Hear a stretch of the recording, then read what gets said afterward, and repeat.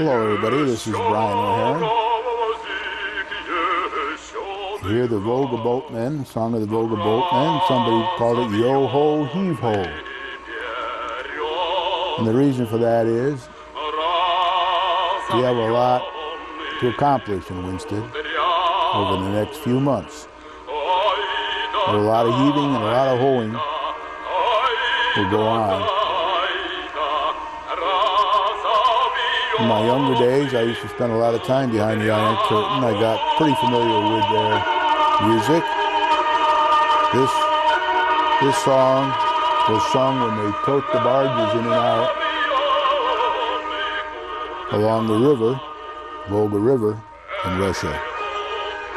Most people are familiar with it as Yo-Ho, Heave-Ho. Last week I did a program called Red Paper number 8. You can see that on the Charter TV internet website. Lasts about an hour. I read the red papers. Tonight I'm going to be talking more about the predicament that we're in. Hence the song, and hence the Humpty Dumpty that I've used over the years. You call him Winsted Dumpty if you want. He's falling off the wall. Now, years ago, I did warn you that we might fall off the wall, and I had a picture of Humpty Dumpty on my program sitting at the top of the wall. This time I chose to have one starting to fall off the wall. And that's what we're going to be talking a bit about tonight. So I'll let the song finish, and then we'll begin with the other slides.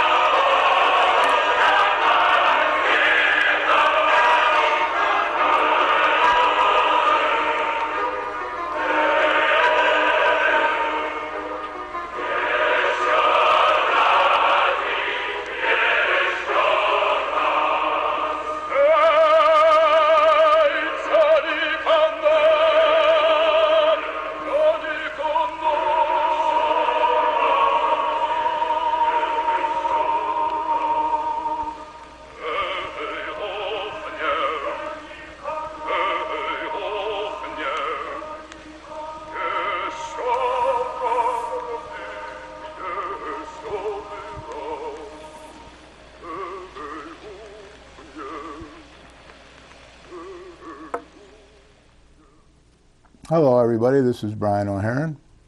We'll play that song again at the end of the program for all you Russians in the audience out there who are familiar with the song. And I won't talk over it next time. So if you hang in to the end of the program, you can hear the song once again. Now I'm going to go to the first slide that we have for tonight. We have several slides tonight, and I have several guests here with me. You'll see them. Humpty Dumpty was the first. The Russians were there as well. There'll be more during the program. The predicament we're in here in Winsted, you all know. You read about it in the papers, you've seen it on TV. And I'm going to try to give you a little more perspective here tonight, more from an educational matter. I've been asked by a lot of students at the school to do this. And I've been asked by a lot of townspeople and people on the lake in Winchester to do the same thing. And we're going to be talking a little more about theory tonight than they do on the other programs. They're a little more action-orientated than I am. They get into more specific detail. And as we all know, the devil is in the details. But they're on every week, and they're repeated each week. So they're on twice a week. And their new programs will be coming on over the next few months, and they'll give you different perspectives as well. And then you have to make up your mind how you think you can help in this whole situation. And sometimes the easiest way to help is to say no. You don't always have to say yes, and we'll talk a bit about that tonight and a bit about it next week.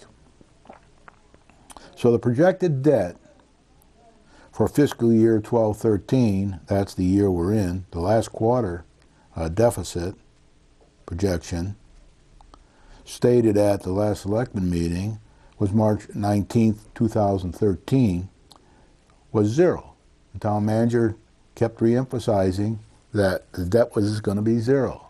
You can see that if you go on the charter website and watch that selectmen meeting from March 19th, 2013. And whenever the fiscal conservatives asked for more information, the town manager was adamant that the debt would be zero. One day later, when they had the budget workshop, town manager budget workshop with the selectmen present, I was there, and I went for that. That was on March 20th, 2013. The town manager and his team said that the deficit for the last quarter would be $1,800,000. So in one day, it went from zero to $1,800,000. Of course, it didn't go in one day. The information just came out later. They were putting things together and putting plans together, and guests realized they were in trouble. More trouble than perhaps they thought they were in. 3 days later, in a town manager and editorial comments in the local newspaper, I'm told, had another account, March 23rd, 2013, that we're now up to $1,900,000 projected deficit for the last quarter of this year, which ends in the end of June this year. On the next slide, I'm adding some more to that, and these are probable increases. We won't know for sure, but we think there's another $500,000 in water and sewer debt, and another $300,000 in school pension fund debt. Now, this pension fund is not for teachers and educators and all that. It's more for the maintenance people and the support staff that they have the problem with. So if you add that $800,000 to the $1,900,000, then you're approaching $2,700,000, and some think that might even be more. Over the next few months, as more information comes out, days, weeks, and months, and we get the information from the state police investigation that's going on, and from the last audit that still isn't complete. It's over a year late, 2011-12. We might find these numbers changing considerably. I think it's unlikely they'll go down too much. They may. And it is the probability is that they will go up. Some people say maybe as much as $4 million in the hole. Now, I hope that's not true, and I don't have any information to substantiate that, but there are people who feel very, very, very sure that it's going to be a higher number than the one we're thinking about now. As the information comes out, we'll be able to see for ourselves. And what I want to talk a bit more tonight about is how to handle some of this information and how to approach planning so we can get out of this jam as quick as possible and not get back into it again. It's basics. We're not doing things in a basic, correct manner. We're doing things more in the wrong manner, which I'll show you a bit later. The next thing I want to show you is a normal distribution curve. There are many types of distribution curves, and I'm using one here that I found on the internet that basically is liberals and conservatives, and it shows you a bell curve. Sometimes they're thinner, sometimes they're wider, depends on the mathematics involved. They have them for all kinds of different applications. But as I've showed these bell curves on my programs in the past, and I've explained to people, there's not much new on this program, by the way. I've showed a little bit of all of this over the last 6 years on my various Planning for Success and Getting Things Done programs. So this curve shows you that on the right-hand side, which is the conservative side, I don't know if you can read it if it's big enough, but as you face it, it's on the right-hand side. Way over to the right are the ultra-conservatives. And those ultra-conservatives can be in any party or in any grouping.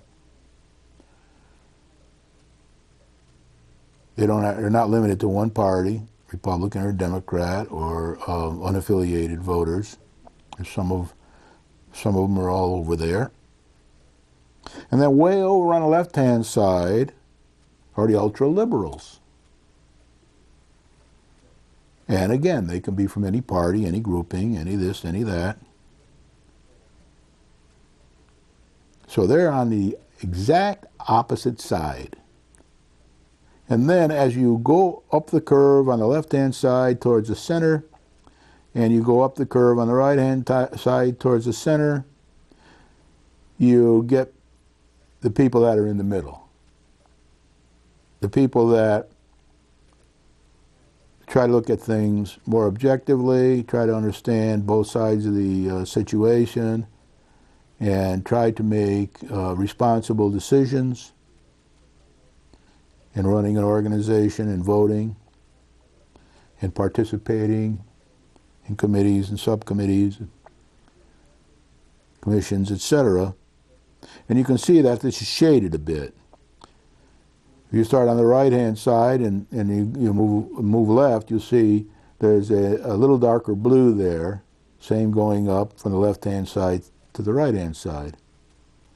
Those are people that on the right-hand side are kind of a little more conservative, but not ultra-conservatives. And the one on the left-hand side are liberals, but not ultra-liberals. And then as you get to the real dark blue, you get people that are in the middle, one way or another. Some are a little more to the right, some are a little more to the left. Not too many are in the center, because there's a peak there. And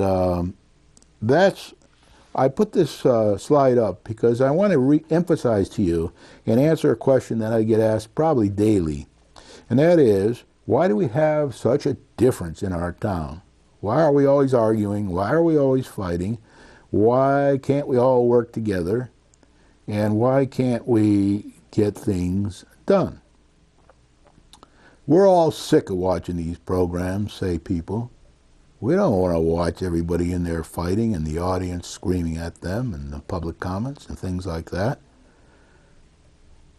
Why is this? And how can we fix it? Well, first of all, our system's set up with checks and balances. We can only have, on the Board of Selectmen and Finance Board, we can only have 5 people from one, say, political party. And the political party usually tends to pick people that are in their own suasion. For example, the Democratic Party almost insists that everybody vote the way the Democratic Town Committee and the Democratic Party wants them to vote, even if they think differently. We had that problem with Lisa Smith a few years ago. And in my experience, the Republicans, they also have liberals and conservatives and people in the middle, but they have a tendency to be more business-orientated, have a little more experience in handling the kind of problems we face, because they do it every day in their businesses, have a little more experience handling budgets without all the sort of consternation that you have in bureaucracies with government intervention and all that kind of thing. So you've got a basic difference in philosophy there, and in town you've got a basic differences in philosophy that go across this curve. And it's very hard to take and have them agree on everything. The system's set up in a check and balance manner to start with. Now, most of the commissions in our town are leaning more and more towards the liberal side of the distribution curve. They're appointing people to these commissions that have the same way of thinking about things, more of a liberal manner, some extreme, especially up around the lakes and in Winchester. On the right-hand side, they only have 2 people on there this time around, and they tend to be pretty much think the same way, although one may be more a little liberal than the other, and maybe not. But that's how it goes right now. So to think you're going to change this approach, it isn't going to happen. What we have to do is we, the voters, have to have the power. And we do, set up in the charter. We own the town, we control the town, and we're the people that have to make sure that the Board of Finance and the Board of Selectmen and all the commissions do what we think fit for the town. So if you look at that chart again, you'll see, I'll just go over the numbers for you. That's the registered voters in town right now are 6,929. Doesn't change that much from year to year. It went up a little bit with the Obama candidacies because more people jumped in to vote for Obama, and I guess other people jumped in to vote against Obama. This region here kind of went against Obama in the national election, so it was kind of interesting for Torrington, Winston, and this area out here. Kind of went against the grain in that area. But anyway, the unaffiliated voters, they're the biggest percent of the voters in town. They're the ones that don't belong to any party. That's 51.51%, 3,569. So they're a very, very, very important group. I am an unaffiliated voter, as is my wife Joyce.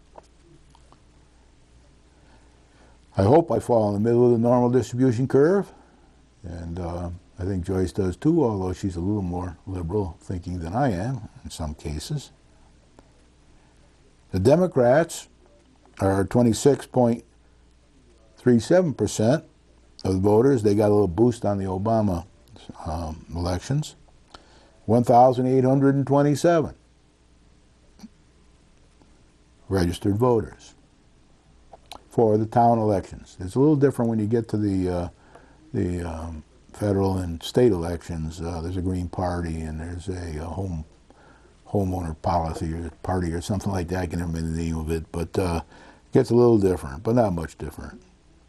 The Republicans, I got a mistake there actually. The Republicans aren't 51.51%. I made a mistake on that. They're more down in the 23% down the bottom.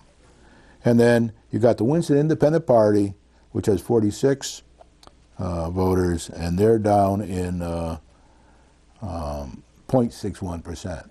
They're still important because they have a big influence on the unaffiliated voters, especially ones that are tax conscious, elderly, and people that own buildings and can't afford a lot of tax increases and water and sewer increases. They're kind of have a lot of sway in that area.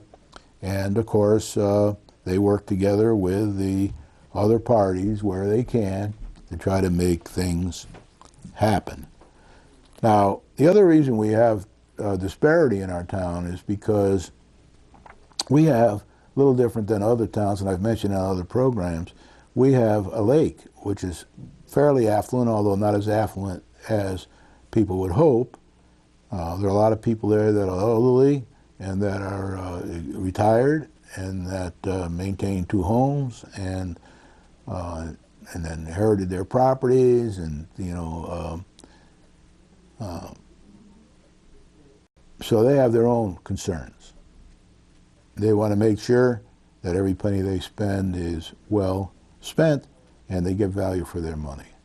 Same with Winchester. Winchester's pretty affluent, and there are a lot of people out there that have pretty nice homes and pretty nice environments, and some lakes out there, as you know, too. It's all different than Highland Lake, but we have a lot of people out there very concerned about the environment, but they're also concerned about their taxes. So and then you've got downtown here, which needs a lot of help. Needs a lot of help. We need to find money to invest in our downtown. And we haven't been able to do that over the last 8 or 9 years, because, especially with the recession, because the values have gone down on an average of 17% or so. And it's going to take us 18.5% mill rate increase to get back to the amount of money we're spending this year. So people are going to be paying the same amount of taxes, more or less. Some will pay a lot more, some pay a little less. But their values are down. Now, it's something that the town manager and the Democrats don't get across to you, as well as the Republicans and the unaffiliateds would, myself included. You've got to take into consideration that the values are down. That means people are paying more for less. They're paying for a whole apple and getting 3/4 of an apple, roughly. So that's not told to you in these public meetings. People tell you to figure out your own taxes, but they think that if you're paying the same amount you paid when your property was worth 20% more, that you're still okay. Well, most people in town don't agree with that, so there might be a surprise here when we go to vote for the budget. Now, I'm going to start now a little more theory, and that is that if we go to the next slide, one of the things you have to always do, whether it's a town or a business, or everybody always says, well, we're not a business, we shouldn't be run like a business. But only people who kind of say that are people who never ran a business. We should be run like a business. It's very, very important. And the first thing you know, I'm going to talk quite a bit about tonight in the time remaining, is that you have to force problems out into the open at the earliest stage of budgeting. Now, we haven't been very good at that. We haven't been very good at forcing the problems out at the earliest stage of budgeting. One of the rules that you have in business is, and in running towns, cities, states, countries, is that you don't want any surprises. No surprises. Brian, we don't want any surprises. Once you do your budget and your plan, we expect it to go smoothly. We know you'll have a lot of problems to fix, which I'll talk about in a few more minutes. Come to us for help if you need it. But you have to deal with the problems. And you have to end up making your budget. You may or may not be rewarded. There are different schools of thought about that, that if you're rewarded on making your budget, you may pay too much attention to the budget, not enough attention to customer satisfaction. And in our case, that's taxpayer satisfaction. And it's got to be a balance of both. You've got to pay attention to the quality of your product, and you've got to pay attention to the amount that you spend and the amount that you earn. It has to balance. That's what budgets are all about, balancing. Now, I did meet a lady the other day on one of my walks. I walk a lot each day, who thought we, the town, are the customer. And I kind of tried to explain, I don't know if I did or not, do it right, but we are not the customer. The taxpayers are the customer, and all of the future revenue producers that come to town that are also taxpayers, and they're the most profitable ones if they're businesses or developments with a minimal population of children. They're the customer. We have an environment that we want to sell to them. We want them to come to our town. Some people we don't want to come to the town. We don't want somebody to come that's going to pollute the whole town. And there are a lot of things in that category, or those kind of categories. But we want it to be a balance between people who come to the town to do the town a lot of good, and the town can do them a lot of good. So it's the balance we're always looking for. We can't say we're the customer. We only want the people here that we want here. We have to kind of, because that's what's happened in the past, and that's why we're in trouble. Part of the reason we're in trouble here financially, because we've had a lot of opportunities to bring in good things to our town, and for one reason or another, we found a way to turn them down, make it hard for them, make it difficult. People are always telling me every day how tough it is to work with the town, how tough it is to get anything done. Now, you will see other programs, the EDC program and other programs on TV, that try to sugarcoat and gild the lily on all this and say, oh, we just got one little thing on Main Street. I call that business as usual. And I've talked about it on programs before. That's get a pizza joint leaves and another pizza store comes in, and then a nail and hand and foot nail place, polishing place comes, and then one leaves, and then another one comes. That kind of leaves us the same neutral revenue growth that we have been experiencing for many years. So what we really need to do is get out there and attract more recurring, additional, profitable revenue. So we have to force all the problems out when we do our budgets at the earliest stage of budgeting, and it is not easy. It's very difficult. And we have to use a few techniques that are commonly known in people who do budgets. We have to manage by objectives, and we have to manage by exception. So the budget, revenue, quality of your product, and quality of product would be the ability to attract more people to town that have businesses, that maybe have developments that are minimal cost to the town, that have larger homes, that will come into downtown and buy and refurbish the homes, the restructuring and redevelopment. All that has to be included when you produce a budget. And it has to be balanced. And if you don't have any revenue, then it's tough. Because, as everybody says on every program, oh, well, you know, costs keep going up all the time. Well, we keep giving everybody raises every year. That's okay if we have money to pay them. The insurance policies keep going up every year, sometimes in leaps and bounds, like 10, 20, 30%. And that's okay. We have the money to pay them. Roads are deteriorating and we need to fix those, and that's okay. We have the money to do it. And it goes on, you know. So budgeting is when you have to face those issues. You can't put them off. There are two schools of thought on that, which we'll touch on tonight, that are happening in town right now. I'll give you my advice on it. You don't have to take it. Do whatever you want. You have to live with the outcome if you're a resident of the town and intend to stay here. A lot of people don't intend to stay here.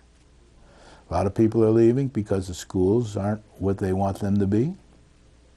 Other people are leaving because they can't afford to live here anymore. Their houses are devaluing, and the expenses are going up one way or another. Instead of spending a lot of money on gas to go to Hartford every day, they'd rather move somewhere where they spent less, be closer to work. Now, there was a time when I first came back about 10, 12 years ago that everybody was saying, well, we want this to be the bedroom community for Hartford. Well, that's a little harder to do now with the cost of gas and all the travel and congestion on the roads in the morning and at night.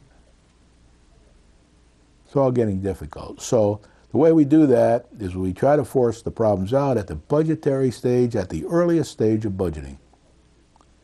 And then we use the techniques of management by objectives, which I've explained many times before. They're in the red paper. I forget which number, but red paper number 5, I think.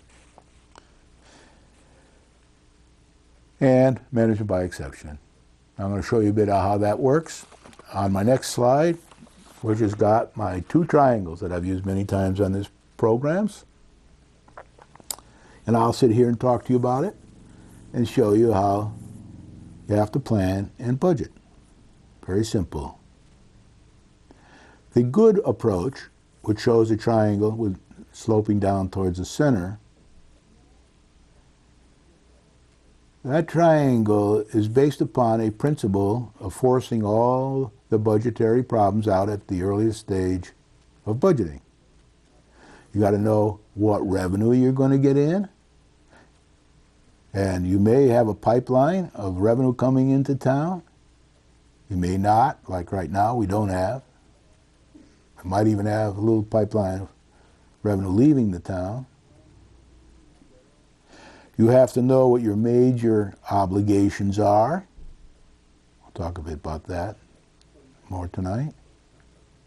For bonds, which are very critical, because if you don't make those obligations properly, which kind of pickle we have avoided to date, but we've gotten into a lot of trouble trying to make our payments to these bonds, for these bonds over the years. Part of the reason why we're in the debt we're in now, because we took money from other areas, other reserves that weren't sinking funds, and we spent it on the principal and interest on the bonds that we have. Now we have a zero fund balance, and we have a few $1 million debt problem for the last quarter of the year. Not in very good shape at all.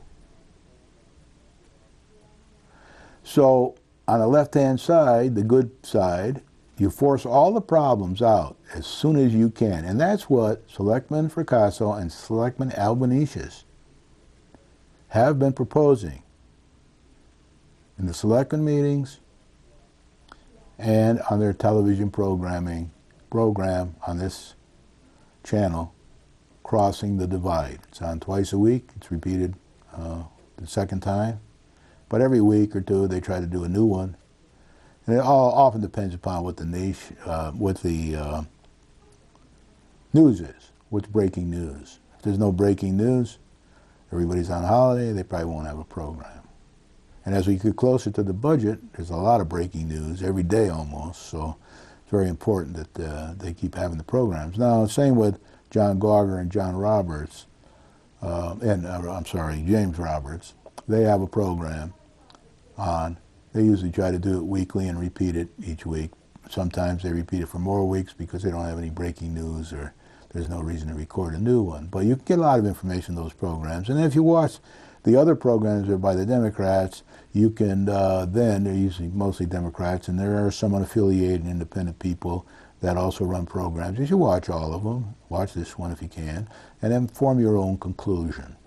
But what I'm just trying to show you here with these triangles is what's going on. So we'll go back to the triangles now, and when we see the triangles, I'll show you that once you get all your revenue, and you can use the past to extrapolate if you have to. If you have no, you can take the average of the last 10 years and extrapolate it forward, or the average of the last 3 years, depends on what the numbers look like. And they got to be conservative. They can't be, well, let's go for, we're going to get a whole bunch of revenue in, and then you only get half of that. That doesn't help you. So you got to be fairly conservative when you do these budgets. And then once you do that, then you try to pick out your major expenses that you have to pay, like bond obligations and other obligations like that, and other commitments. And then you put in any money you want to put in to reduce in areas, to add in other areas to restructure our own town to be able to go and get more revenue into town to help rebalance ourselves. And then whatever the wants and needs of all in town are for libraries, food kitchens, senior centers, all that kind of stuff. It's all very important, but it has to be all looked at in perspective and in balance. Now, if you do it that way in the first leg of the triangle, first one or two legs of the triangle, you just face the facts and you get in there and get it all on the table, then you go down that triangle. as you go along. You set your objectives in the beginning, and then all those little bars you see in the triangle are places where you measure the objectives against progress and see if you're still on plan. Are we getting the revenue in we thought we would get in by this particular point in our journey, which is a year on the budgeting side? You can also have 5-year plans. This could be a 5-year triangle. Could be a 2-year triangle. Could be a 3-year triangle. But here we're talking about a 1-year budget because that's what we do in this town. We don't look down the road at all, hardly, in our budgeting. That's one of the reasons why we never get down the road. So every so often, you take a look at that budget. It could be once a month, it could be once a week, could be once a day, could be once a quarter. If you're in great shape, you go once a quarter. And you go down that triangle.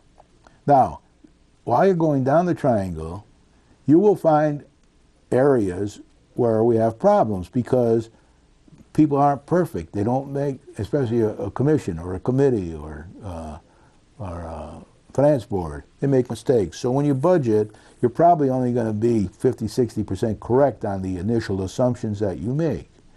Then you have to watch it, and you have to do what we call management by exception. You watch it every week. Are we still on track? No. What do we need to do to bring it back on track? Do we have to have a freeze in expenses? Do we have to renegotiate with the unions? What do we have to do to make sure that at the end of the year we come out in balance and we're prepared to go into the next year? So that takes a lot of diligence. It takes a lot of discipline. It takes a lot of help from experts and a lot of cooperation from people that are on 2 extremes or less on the normal distribution curve. Liberal, conservative. But in the end, politics won't do it. It has to be management that does it. Now, in our town, the finance board is responsible, although I don't think they're as qualified as they should be. They are in Torrington, I can tell you that. In Torrington, they're all business owners or accountants or people who really understand budgets and numbers, and they're not a business any more than we are. Or they are a business, just like we are, whichever way you want to look at it. But they got a separate finance board that watches this like a hawk. I've been to their meetings. I'm very impressed by them. And they manage properly. Now, down we go, down the curve, down the triangle, trying to get to the other end at the end of the year in a balanced manner. And there will be some tough decisions made along the way. I'll talk a bit of some of that on my next program. But that's critical. So you will loop around in there, and when I used to have the board right next to me with a pen, I would show loops. But you're not going to go straight down. You're going to go back a little bit, and then you're going to go forward, and you're going to make some decisions to get back on track, and then you're going to go off track, and then maybe a little extra revenue will come in, and maybe it won't. Maybe a little less revenue will come in. Maybe police overtime will go up on the expense side. Then you got to manage it back, or find some other way to pay for it. We have some of those things built into our charter to be able to do that kind of thing. But in the end, you got to come out and say, hey, we're not $2 million in debt, for the last quarter of this year. We're just what we said we would be, or off a little here, or a little there, within what I would call human frailty. Okay, now let's talk a bit about the bad side, the bad way to budget, the way we do it now. And you'll see this right now. There's push-pull going on between the 2 fiscal conservative selectmen and the 5 what I would call liberal selectmen. And remember, the finance board's the same as the selectmen. So you've got 2 of the people on the finance board that are fiscally conservative, and then you got 5 on the other side. You might have 1 fiscal conservative in there, or 1.5, but you really don't have enough to get the 4-person majority you need to make fiscally conservative decisions. So we're not making any fiscally conservative decisions. We want to go out now for a mill rate increase of 4.5% or so to make up for the money that the property values went down. And we want to add another mill to it to put into the fund balance. And we all know that won't stay in the fund balance very long because we're a couple $1 million in the hole and we got to pay our bills. So there has to be a balance there. So we're going in the wrong direction if we say, let's not get all the facts out earlier in the triangle. Because we have to go up then. And we go up, you'll see a little infinity mark there. We go up to infinity. We never get out of the pickle. And we will really loop around and go back to the beginning a few times during the year and maybe even come out in worse shape than we are right now because we haven't taken everything into consideration at the beginning and then managed our affairs accordingly. Now I'm going to make a simple example for you. This is very simple. I'm trying to get the point across to as many people as I can that would not run businesses. That's the majority of people in town. But if you have a child and you say, okay, we're going to have to budget for this child till he's 25 or 6 years old or 21 or some 16 or whatever number you want to choose, then you better have an idea what the budget is going to be to supply this child with the needs they have over those years. And if you think they're going to need money to go to school, you better set it aside. If you want them to dress a certain way, you better make sure you got enough money to pay for it. If you want them to go to certain activities along the way, you better make sure that's in your budget. You want them to go on to college or graduate school or become a PhD or become a carpenter or become a machinist or whatever. You sort of got to think about that in the early stage of their life. How are you going to help them, if at all? And some people say, we're not going to help them at all. They're going to have to fend for themselves. Some people say, well, we'd like to put aside a certain amount of our budget every year into a sinking fund for that child. And when the child needs money over the years, we can afford to give him that money to help him along. Doesn't mean we have to carry him or her. It means we have to help. And in some cases, some people want to carry them and promise them that they can pay their way through, all the way through college and maybe a down payment on a house when they get married. So, and pay for their wedding, all that kind of thing. Well, that's got to be thought of in the beginning so that every week you put aside some money. It's like when I was in grammar school, they said bring a quarter in every week. If you bring a quarter in, we'll put it in the bank and it will earn interest. And the more quarters you bring in every week, in 10 years you'll have quite a bit of money in that account to do whatever it is you want to do with it as you move along. So that's the kind of thing families do, or should do, when they have a child. Well, that's the kind of thing the town has to do. And right now, we have to face the problems we have. And we have to face them right now, not somewhere along this triangle to infinity where we get shoved back to the beginning again 3 months from now, or 6 months from now, or 8 months from now. I sat in a meeting the other day, the budget workshop, where they couldn't even answer. I think it was a budget workshop, might have been a select meeting, but they couldn't even answer what the cash flow is going to be for the next 3 months to the end of the year. They still can't to this minute, best of my knowledge, unless something happened in the last 24 hours that I don't know about. That's ridiculous. You got to be able to know all that information. Now, they do have a little bit of a special situation now, being a couple $1 million in debt and bringing in a new finance, first an interim finance director, now a new finance director, and the interim finance director is not here anymore. And so now we got the new finance director who's got to get to speed. I'm sure she's capable and she will get up to speed, but we are in the intensive care here. And changing faces all the time is not really the best thing to do without any overlap. So I think it will cost not having the overlap. But we need to get the information out. Now, the other problem we have, and the reason we go up the triangle backwards instead of the right way, is we don't have all the information. We haven't got our audits done. We still got a police and state police investigation going on here. We just recently completed an audit of the water and sewer last 10, 12 years. So new information is coming up all the time here, and they admit that. And whenever that information comes up, do you think it's going to be good news, or do you think it's going to be bad news? Well, it tends to usually, if you're budgeting the way we budget, will be bad news, not good news. There won't be much good news.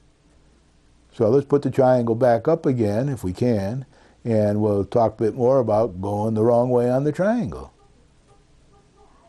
So we'll be looping around every time a big piece of information comes out that we didn't know before, like when we get the audit. We still got to get, then we got to get the audit for this year. Usually it takes a year or two to get an audit done. I'm hoping we can speed it up now. But if you don't get an audit done for 2 years, you don't have all the information you need to plan your budget. So we really got to work on this.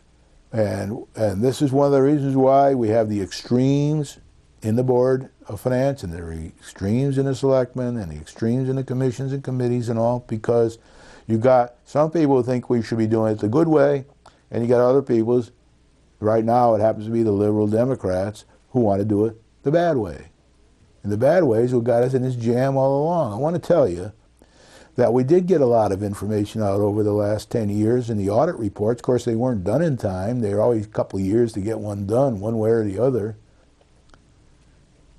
But nobody ever paid any attention to the fact that the auditors were telling us we had financial problems and we should resolve them. Now, all of those audit reports are on the town website. If you want to get at them, you can either call the finance director or the town manager, and I'll tell you, send them an email, I'll tell you how you can get at all that information that was told to us over the years in past audits. Now, one of the audits we just got a month ago or so, a couple years late. We still got one that's over a year late, and the state's asking us to speed up, get it done. There's all kinds of reasons why, with investigations and changes in personnel and lack of information, that we can't seem to speed these things up. So what you can do is, you can expect that this is going to be a bumpy road for a couple of years, maybe more. And there's no time to be running off half-cocked, spending a lot of money. If I had my way, I'd say, as I did in my red paper, number 8, freeze everything right now. Don't spend any more than you have to on anything.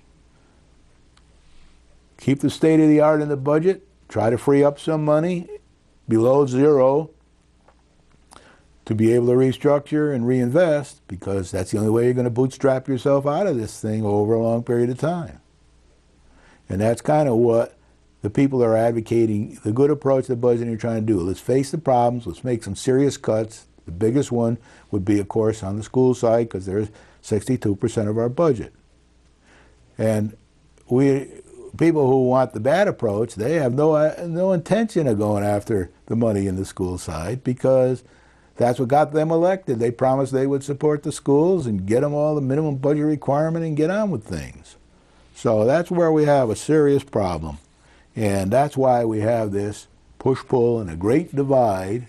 The great divide is between those who want to do the good, no matter what party they're in or unaffiliated or what, and those who want to do the bad. Unfortunately, most of those right now are in the Democratic Party. My opinion.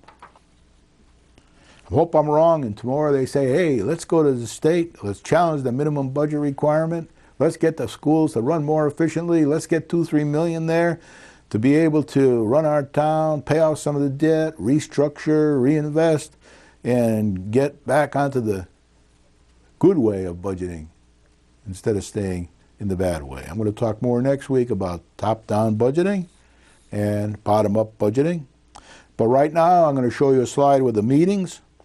Budget meetings. There was one last night with the schools. I read the paper this morning. Business as usual. Didn't help at all. in our predicament we're in right now. The schools still want more money, despite the fact that we haven't got any more money. I mean, it didn't take me, 1 minute when my mom said, Brian, we don't have any more money. I said, okay, I'll try to find a job. I've told you that story in the past. There was no sense crying about it. You had to get on with life and get out and work. We have to do the same. We have to face the problems we've got. The Selectmen public hearing will be on April 6, 2003 at 6 p.m. in the Pearson Middle School Band Room. The annual town budget meeting, hardly anybody goes to those, but basically, because they're usually packed with educators and mothers and fathers and grandmothers and grandfathers and students. But that's on May 6, 2013 at 7 p.m. at the Gilbert School Auditorium. Go if you can. After you go to one or two, you'll never want to go to another one again, probably. The finalized budget will be available in the town clerk's office on April 19, 2013. Last year we had a little problem with that. They were getting there, the morning of the budget meeting and things like that. So if you want to study the budget and see the budget, go ahead and go there. Now I'm going to spend a little time, I don't have much left, but the little time I have left I want to spend on the public comment speaker controversy we have in our town right now. It's really a bicycle shedding issue. Probably not worth the coverage it's getting. But I do want to point out to you 3 of the people that do go to these meetings and do talk in public comment. And I want to give you an idea what their backgrounds are. First of all, there's Marcia Sterling, very, very numerate person, has been digging into town finances for 5 or 6 years now, maybe more. She has an undergraduate degree in economics and computer science from Wellesley and MIT. They're kind of, Wellesley was one of the 7 sisters when I was a kid, and then they started to pair with one of the men's schools that was mainly MIT for Wellesley, and Wellesley's in Massachusetts, so is MIT. And she has an MBA in finance from one of the best business schools in the country, University of Chicago, MBA in finance. She has 15 years working in New York at major financial institutions including Goldman Sachs, JP Morgan, and Merrill Lynch. She retired at a relatively young age and lives in Winchester and spends all her time trying to help the community in one way or another. She's on some boards, and she ran for office last time and lost by a few votes. There's James Roberts, her husband. He was born in England in 1966. He was raised in England and France. He went to grade school in both, and he focused on history and languages. He studied Greek, Latin, French, German, Italian, Spanish, Danish, and Mandarin. He graduated from Oxford University with a modern history degree in 1988, a BA and an MA, master's degree, and he's won a bunch of prizes and scholarships and a lot of tops in his class. He joined Goldman Sachs in London in 1988, focused on financing the brand new privatized industries, some of the we're going to have to go through someday, BP, British Gas, British Telecom, etc. He then transferred to New York, and he made a decent living, and he was enabled to retire at the age of 36. He lives in Winchester. And then, of course, there's our local man, John Gauger, born and raised in Winchester, graduated from the University of Connecticut, retired at a relatively young age from IBM Corporation, where he did work with computers, former selectman of Winston, mayor, chairman of the Democratic Town Committee, and former president of the Winchester Taxpayer Association that his father helped to found. He retired fairly young, and he's very active in a lot of things to this day. So listen to them. Let them come to your public hearing and public comment, say what they want to say, and pay attention to them.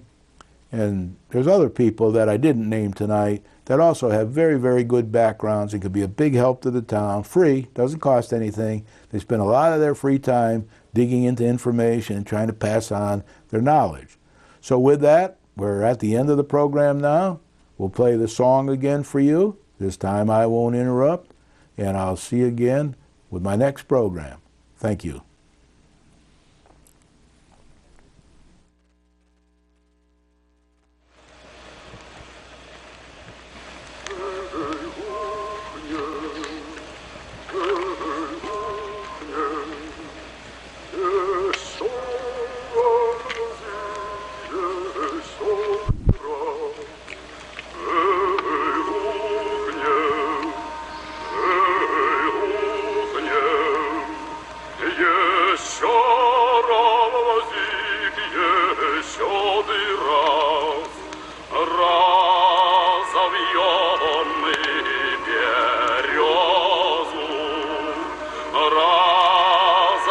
Разовьённый, кудрявый.